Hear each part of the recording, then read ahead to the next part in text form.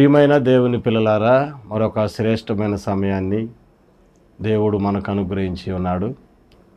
మరి ఈ రోజున ఒక ఉన్నతమైన స్థానానికి వెళ్ళిన వారు ఎవరైనా, ఈరోజు నేను ఇంతగా ఆశీర్వదించబడటానికి నేను ఎంతో కష్టపడ్డాను, ఎంతో ప్రయాసపడ్డాను, ఎన్నో రాత్రింబగళ్ళు నేను నిద్రలేని రాత్రులు గడిపాను. మరి ఎంతో ప్రయాసపడటం వలన, ఎంతో కష్టపడటం వలన ఈరోజు నేను ఇంత ఆశీర్వదించబడ్డానని మనుషులుగా ఎవరైనా మాట్లాడుతూ ఉంటారు. అయితే దేవుని వాక్యములో నుండి ఈరోజు దేవుడు మనతో ఏం మాట్లాడబోతూ ఉన్నాడంటే, నువ్వు కష్టపడాలి, ఖచ్చితంగా కష్టపడాలి, ప్రయాసపడాలి. కానీ ఈ ఆశీర్వాదానికి కారణం నువ్వు కష్టపడటం వలన కాదు, దేవుని ఆశీర్వాదమే నీకు ఐశ్వర్యం ఇస్తుందని సామెతల గ్రంథము 10వ అధ్యాయము 22వ వచనంలో దేవుడు రాయించారు. కాబట్టి ఒకసారి మనం ఆలోచించితే, మరి ఆరోగ్యమే మహాభాగ్యమని మనం చిన్నప్పటి నుంచి వింటూ ఉన్నాం. నువ్వు కాలేజీకి వెళ్ళాలన్నా, లేకపోతే వ్యాపారం చేయాలన్నా, కష్టపడి చదవాలన్నా ఆరోగ్యం అనేది ఎంతో ప్రాముఖ్యమైనది. నీ అవయవాలన్నీ చక్కగా పనిచేస్తేనే నువ్వు కష్టపడగలవు.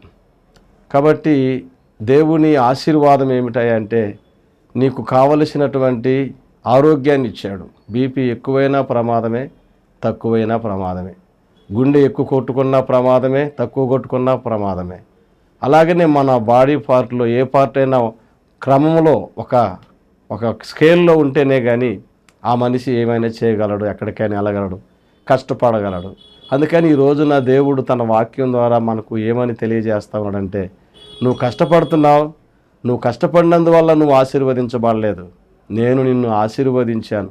ఈ ఆశీర్వాదానికి కారణం నేను నిన్ను ఆశీర్వదించబట్టే అని దేవుడు తన లేఖనంలో నుంచి తెలియజేస్తా ఉన్నాడు.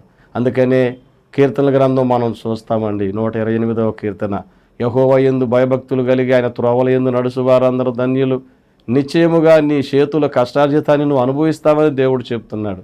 అంటే నువ్వు కష్టపడినంత మాత్రాన నువ్వు ఆశీర్వదించబడట్లేదని, దేవుడే నిన్ను ఆశీర్వదించి నువ్వు కష్టపడిన ప్రతి రూపాయిని నువ్వు అనుభవించటానికి, నువ్వు కష్టపడిన ప్రతి రూపాయిని మరి డబ్బుగా, బంగారముగా దాచుకోవటానికి, ప్లాట్లు కొనటానికి, ఒక పెద్ద కంపెనీ పెట్టడానికి, లేకపోతే ఏ విధము చేతనే నువ్వు ఆశీర్వదించబడటానికి కారణం దేవుడని ఈ రోజున ప్రపంచ మేధావి అయిన సొలొమోన్ రాజు గారి ద్వారా దేవుడు రాయించిన మాట అది.